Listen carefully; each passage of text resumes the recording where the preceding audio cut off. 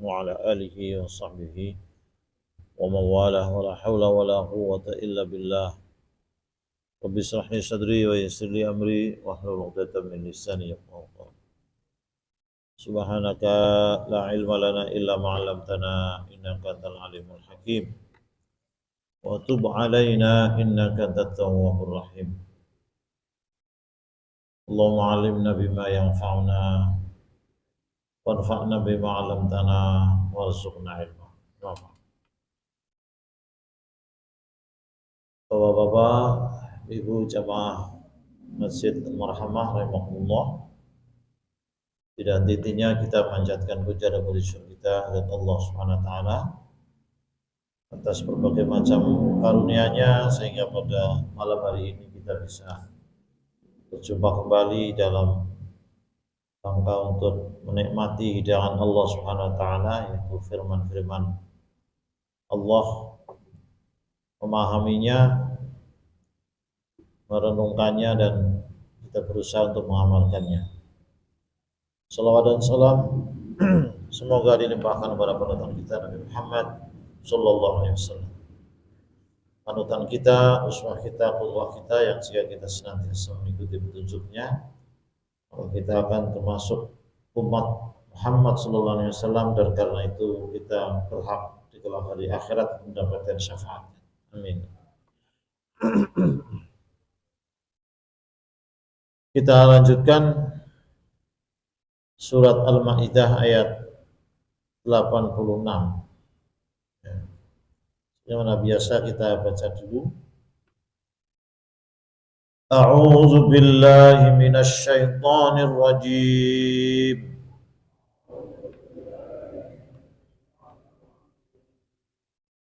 Bismillahirrahmanirrahim.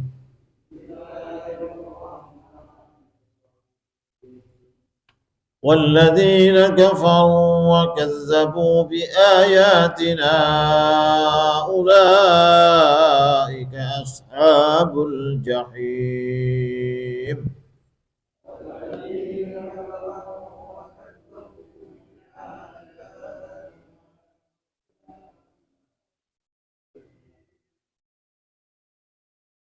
يا أيها الذين آمنوا لا تحرموا طيبات ما أحل الله لكم ولا تعتدوا.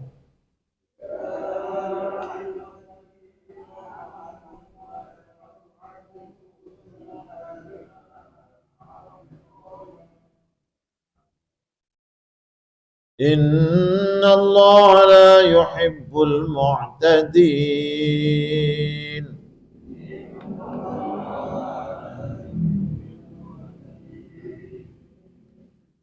وكلوا مما رزقكم الله حلالا طيبا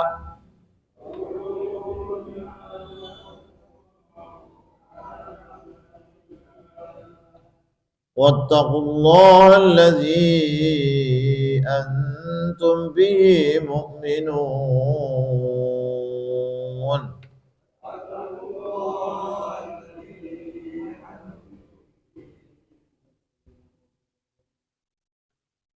لا يؤاخذكم الله باللغو في أيمانكم ولكن يؤاخذكم بما عقدتم الأيمان.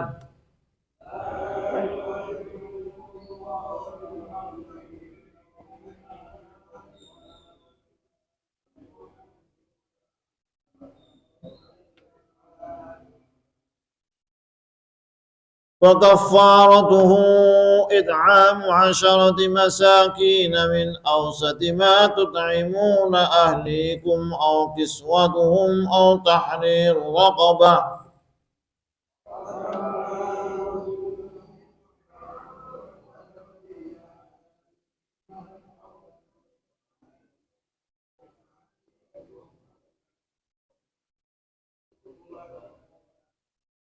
فمن لم يجد فصيام 3 أيام.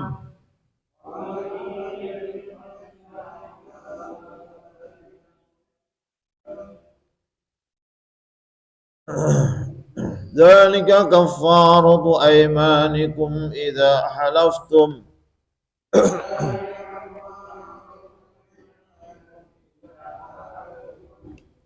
wahfadhu aymanakum kadzalika yubayyinu Allahu lakum ayatihi la'allakum tashkurun.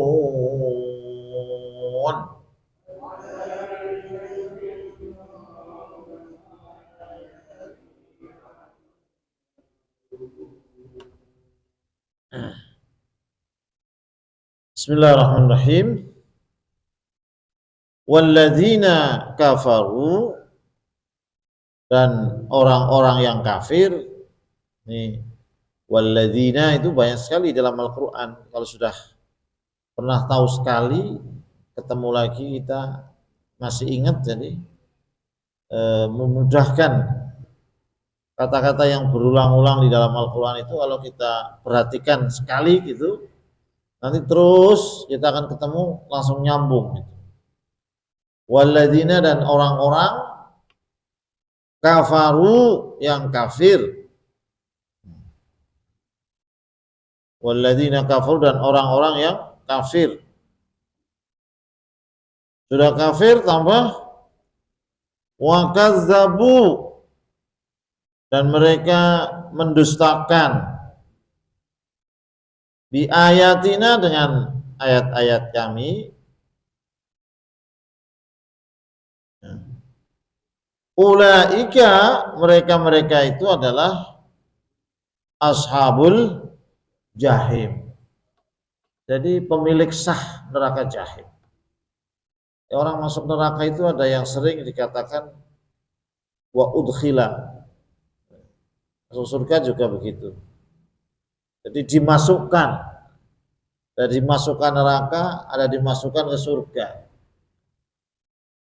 Kalau dimasukkan itu, kalau neraka masih mungkin untuk keluar. Tapi kalau sudah pemiliknya, ya nggak kemana lagi. Memang dia di situ.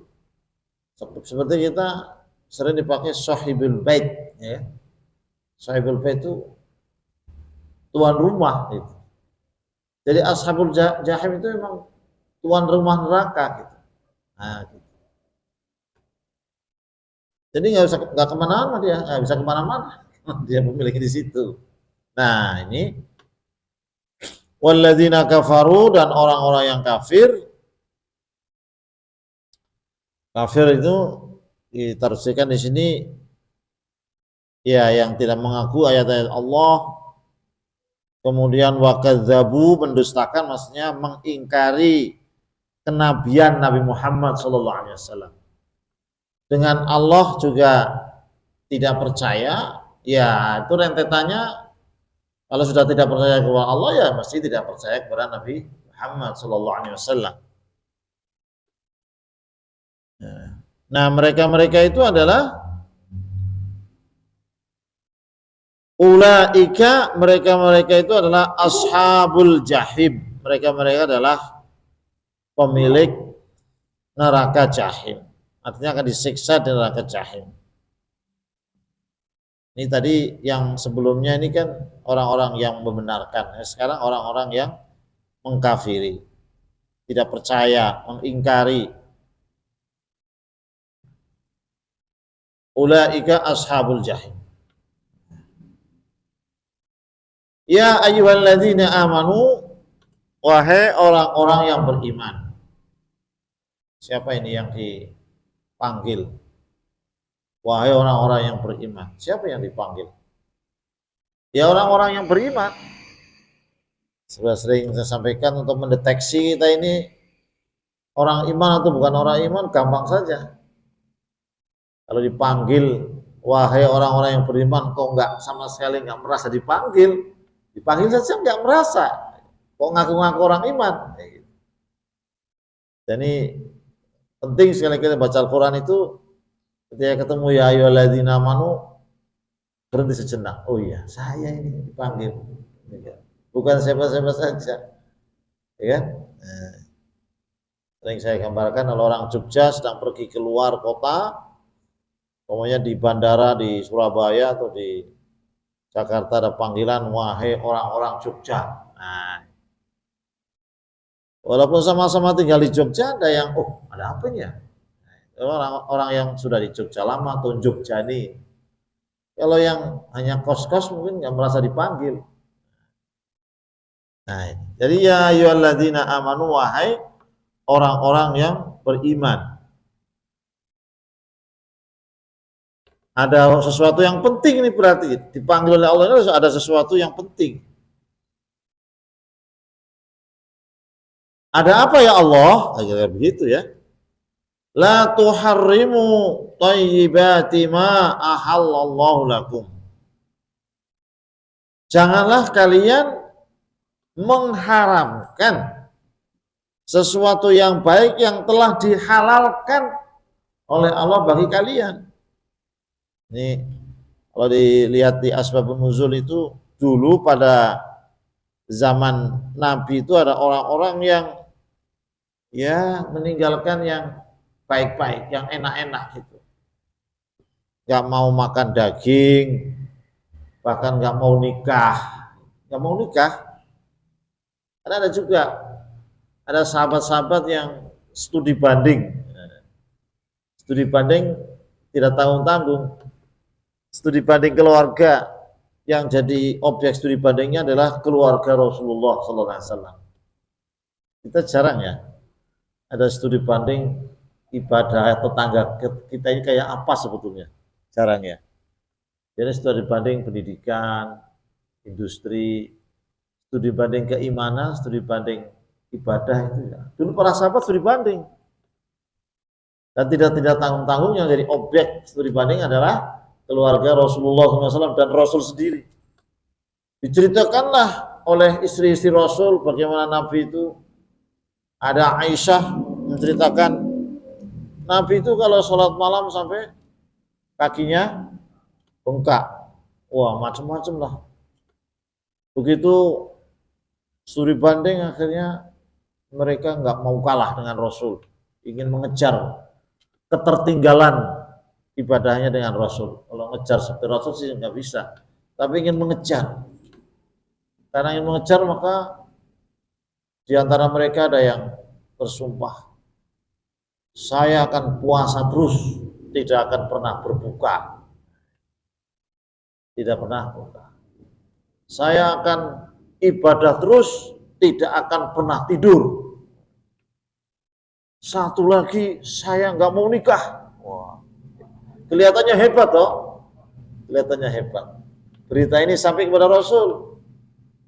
Saya dengar kalian ngomong begini. Iya, kira-kira begitulah. Kamu tahu nggak? Saya ini yang terbaik pada di antara kalian. Saya puasa, saya buka puasa.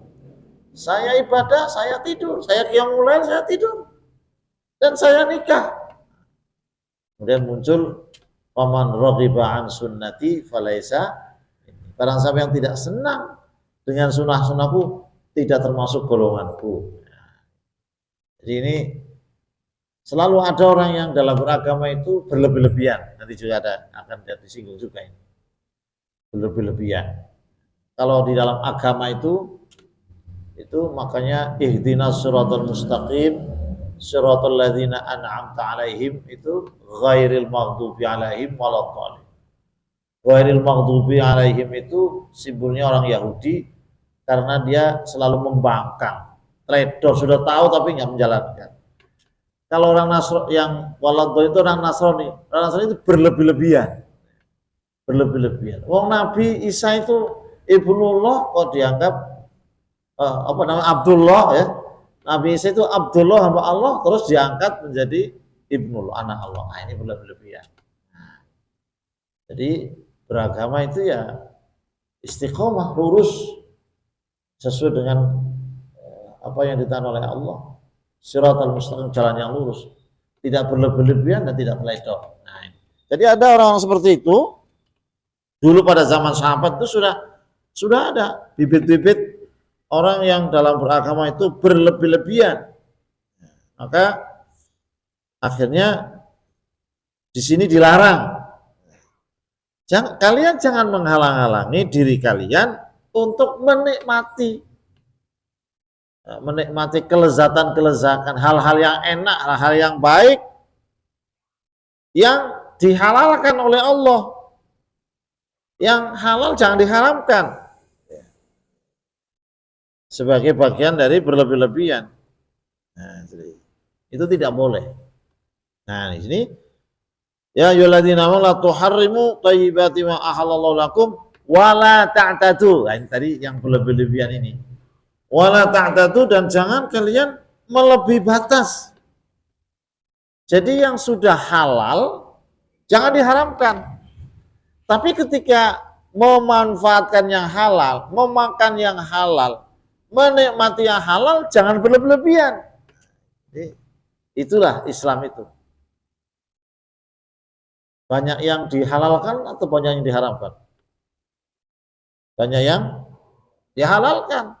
Malah kaidahnya itu al-aslu fil muamalati al-ibahah. Asalnya dalam muamalah itu masuk makanan, minuman, berjalan apa segala macam itu asalnya semuanya halal, boleh, kecuali yang memang ada nas yang mengharamkan itu.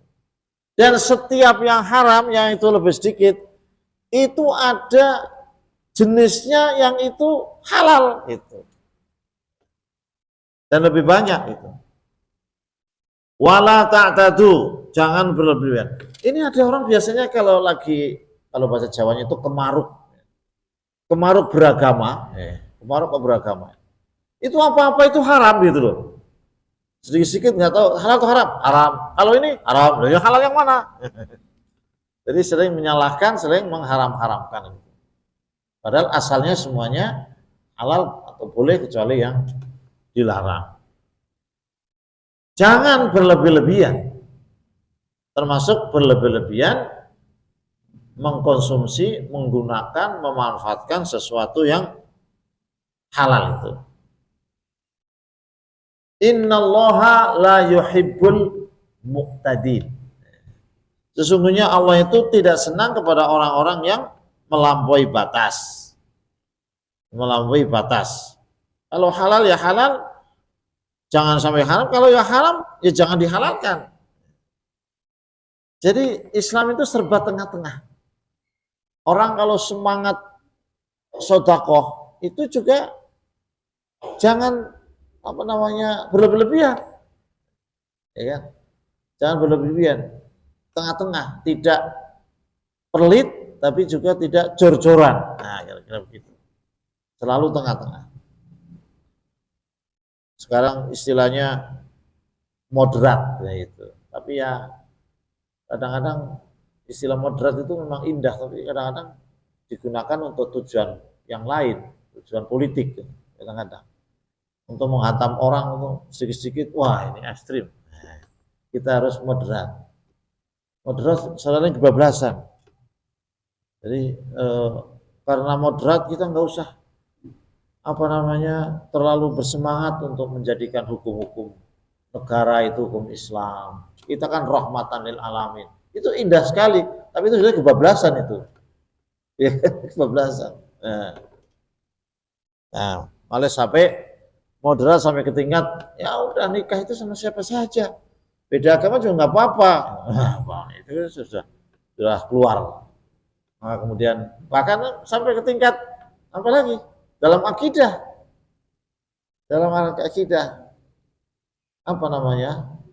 semua agama benar, ya kan? Semua agama benar.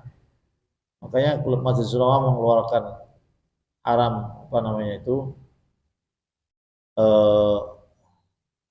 kalau dulu itu pada zaman munculnya Muhammadiyah itu ada penyakit namanya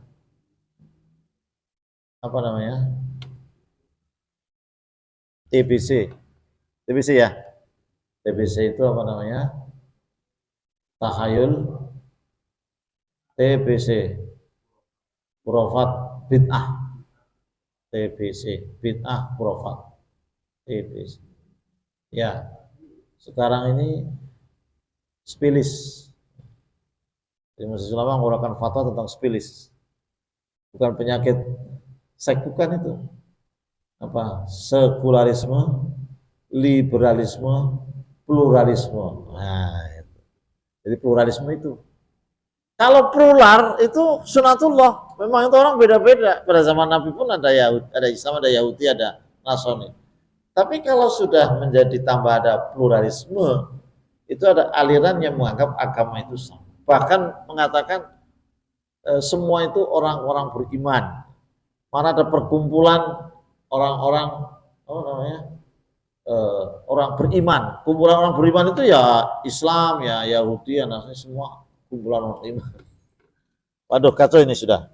Ya. Jadi innallaha la yuhibbul mu'tadin. Allah tidak senang kepada orang-orang yang melampaui batas. Ini la yuhibbu itu harus sensitif kita ya. Kata-kata la yuhibbu itu harus sensitif. Orang itu kalau tidak dapat cinta Allah itu bahaya sekali. Ya kan? Kalau tidak dicinta oleh Allah itu di dunia saja kan susah, apalagi di akhirat. Kalau tidak dicintai oleh Allah. Sebaliknya kalau ada kata-kata innallaha yuhibbu itu jangan dianggap ringan gitu. Maunya apa? Innallaha yuhibbul muhsinin. Innallaha yuhibbul muhsin. Sesungguhnya Allah itu mencintai orang-orang yang berbuat baik. Jadi kita kalau berbuat baik, apa berbuat baik, sedekah, nasihati, mengingatkan, menolong, itu jangan hanya faktor manusiawi. Ya kita sebagai manusia harus nolong. Itu baik, tapi nilainya beda dengan saya menolong. Kenapa kamu menolong? Karena saya ingin dicintai Allah gitu loh. Jadi kalau hanya untuk manusiawi kita akan kecewa. Orang ditolong-tolong, belakangan itu malah mencela-cela, malah menghina, macam-macam, ngatain dan seterusnya. Kalau kita menolongnya itu karena manusiawi, karena apalagi ingin dipuji, kita akan kecewa. Tapi kalau kenapa kamu berbuat baik? Karena ingin dicintai oleh Allah. Terserah manusia itu mau mencintai, mau mengomentari baik atau buruk itu nggak ada urusan. Yang penting saya ingin supaya Allah mencintai. Nah di sini innallaha la yuhibbul mu'tadin. Allah tidak senang kepada orang-orang yang melampaui batas. Kalau sudah haram, ya sudah haram. Kalau sudah halal, ya halal. Yang haram jangan dihalalkan, yang halal tidak diharamkan. Sama itu di hadapan Allah itu. Ajra'ukum 'alallah, ajra'ukum 'alal fatwa. Orang yang paling berani kepada Allah adalah orang yang paling berani berfatwa. Sekenanya saja ngomong, ini halal apa haram? Haram. Kalau ini halal apa haram? Halal.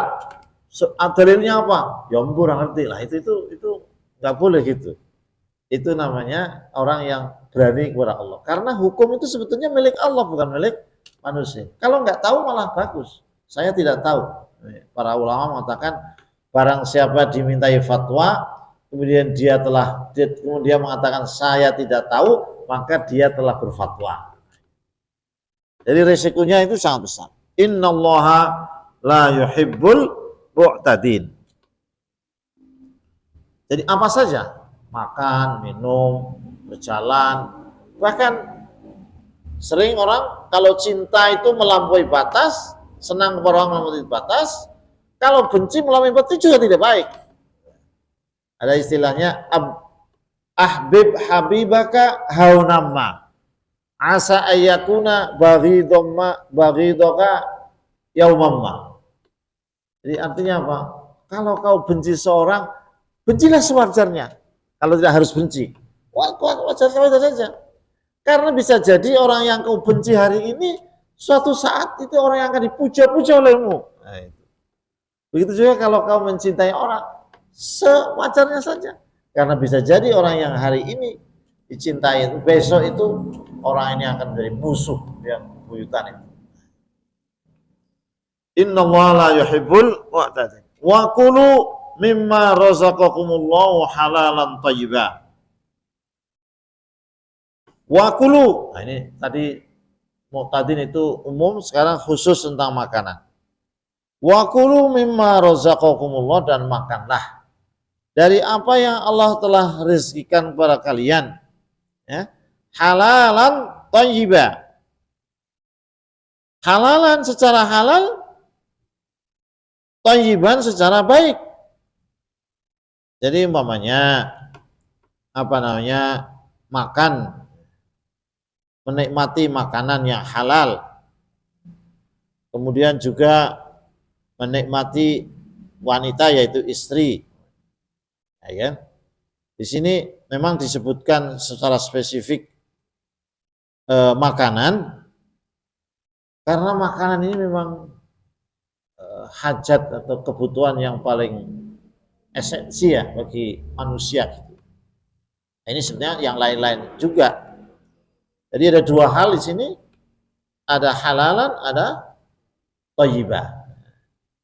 Berarti kemungkinan halal tapi tidak thayyib, atau thayyib tapi tidak halal. Nah, halal ini berkaitan dengan hukum syariat tentu yang utamanya.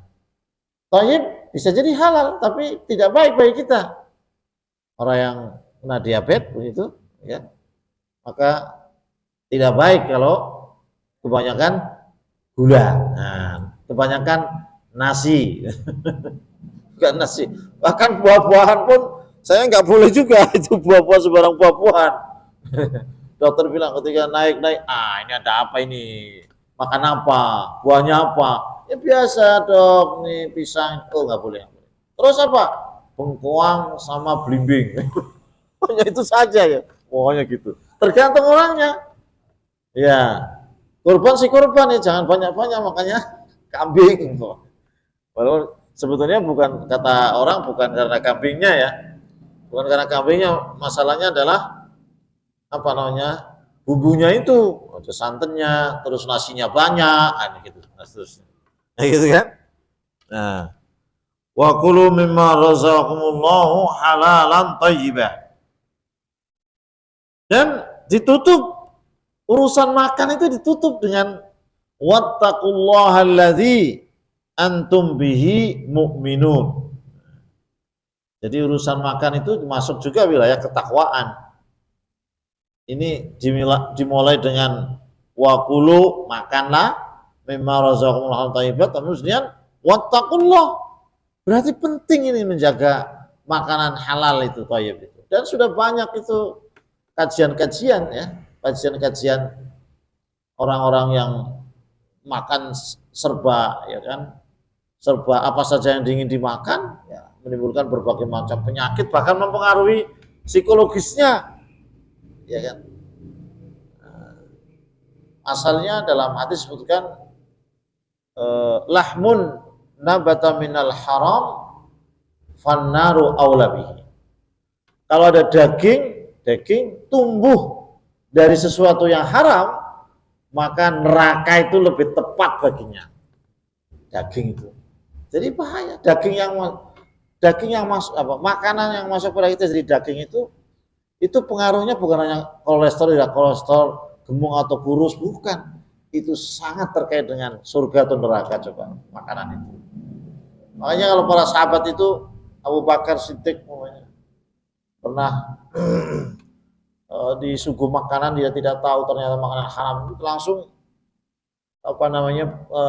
tangannya dimasukkan ke mulut supaya muntah gitu, supaya muntah. Nah,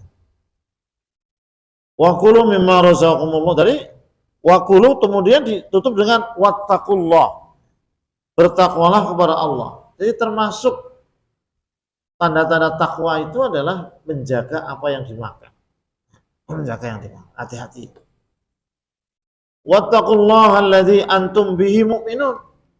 Bertakwalah kepada Allah, di mana Allah ala zat, di mana kalian itu beriman kepada.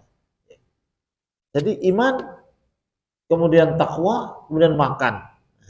Ini kaitannya ayat ini. Orang beriman itu ya kapan lagi kalau tidak takwa? Dalam surat Al-Hadid disebutkan alam ya'ni alladziina amanu an takhsha'a qulubuhum li dzikrillah wa ma nazala minal haqq wa la yakunu kalladziina utul kitaba min qabl fa tala 'alaihimul amadu faqasat qulubuhum wa katsirun minhum fasiqun. Bukankah sudah waktunya bagi orang yang beriman antahsya'a qulubuhum li dzikrillah, agar hatinya senantiasa khusyuk ingat kepada Allah. Ini bagian takwa. Ya. Wala yakunu kalladzina utul kitab, jangan seperti orang-orang yang dulu telah diberikan kepada mereka kitab, fatala alaihimul amadu, maka ada satu jenjang waktu yang panjang tidak kondusif, faqasat qulubuhum, maka hatinya menjadi keras, wa katsirun minhum fasikun, dan banyak di antara mereka menjadi orang yang fasik. Antara orang iman ketika masih bersama Rasul mereka, kemudian akhirnya menjadi fasik. Tadinya ini ketika bersama Rasul itu sangat iman, sangat takwa gitu, khusyuk hatinya. Tapi di akhirnya fasik. Kenapa itu? Jadi urutannya fasik itu, kenapa fasik? Karena hatinya keras, Kenapa hatinya keras? Karena lama di dalam hidup dalam suasana tidak kondusif. Lingkungannya, keluarganya, tangganya, ya. Nah itu. Jadi situasi yang tidak mendukung, lingkungan yang tidak mendukung itu menjadikan kita bisa keras hati dan menjadi fasik. Nah, jadi makanya di sini kapan lagi kalau orang iman mestinya takwa. Dan kalau sudah takwa, bagian yang harus dilakukan adalah kulu mimma razaqakumullahu halalan thayyibah. Jadi makan itu ada kaitannya dengan takwa. Takwa itu ada kaitannya dengan iman. Kenapa orang makan semuanya dimakan? Karena dia tidak takwa. Kenapa tidak takwa? Karena imannya belum benar. Wah istita'un taqwa atfil wujuh. Ya. Ini wa kulu mimma razaqakumullahu halalan wa taqullaha alladzi antum bihi mu'minun. Baik, ini sudah satu paket ini, ya. Tadi mengatakan orang kafir sebagai penghuni neraka jahim, kemudian tidak boleh mengharamkan sesuatu yang halal, ya. Kemudian urusan makan yang terkait dengan ketakwaan dan keimanan. Sekarang beralih hal yang lain, yaitu tentang sumpah. La yu'akhizukumullahu billaghwi fi aymanikum walakin yu'akhidukum bima aqadtumul ayman.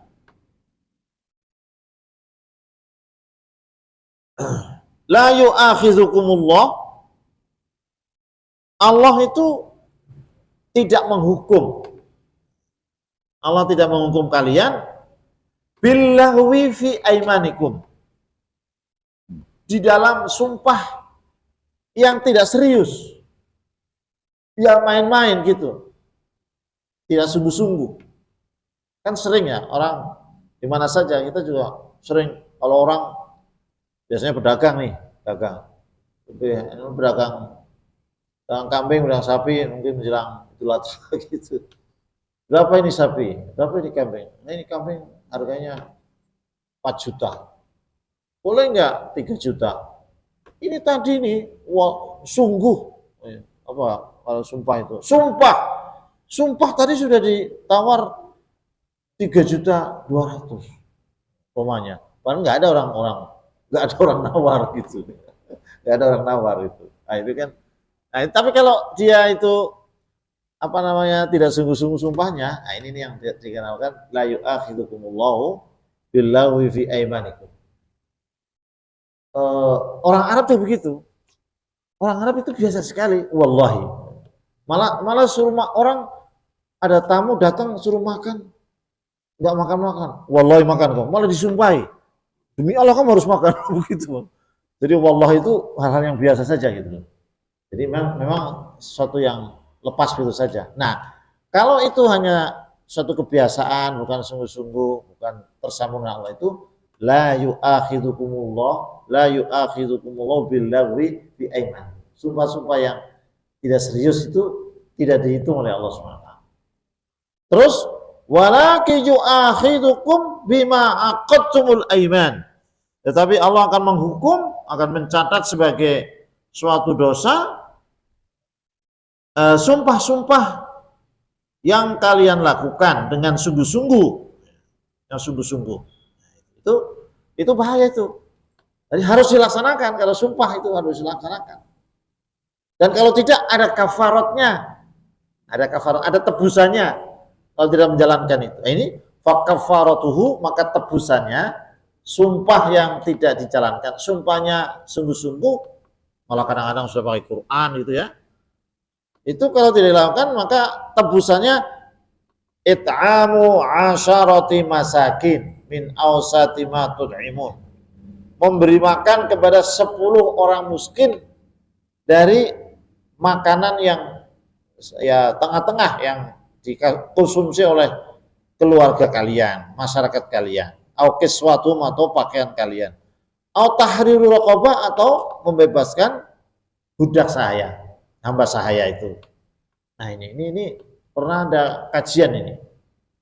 Jadi ini orang-orang yang pada jadi pejabat, bahkan dimulai dari diangkat jadi PNS itu kan sumpah. Nanti punya jabatan apalagi sumpah lagi gitu loh. Itu katanya kalau sumpahnya para PNS itu dikumpulkan itu sudah mengentaskan kemiskinan Indonesia katanya. Karena saking banyaknya orang sumpah dianggap tidak sumpah, dilanggar gitu. Wah ini, jangan-jangan kita masuk juga itu ya. Dari sumpah itu seperti ritual biasa saja, seperti seremonial saja, padahal itu dampaknya luar biasa.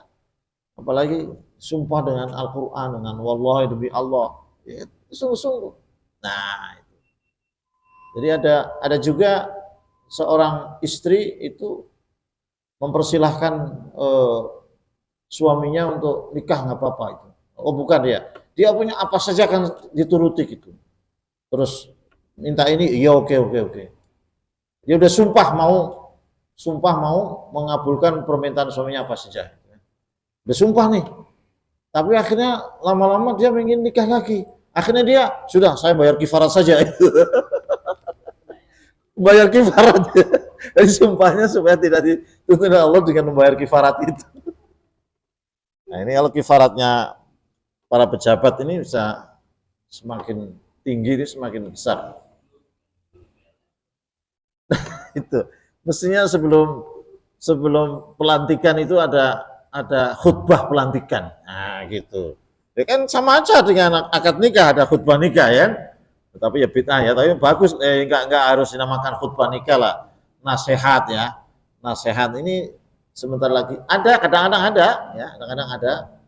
Ini sebentar lagi kita akan kadang ditawari dulu mau siap untuk janji setia siap gitu. Tahu nggak risikonya gitu. Risikonya. Nah.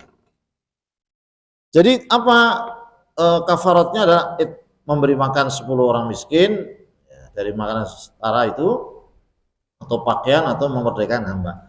Faman lam yajid fasyamu salasati ayyam.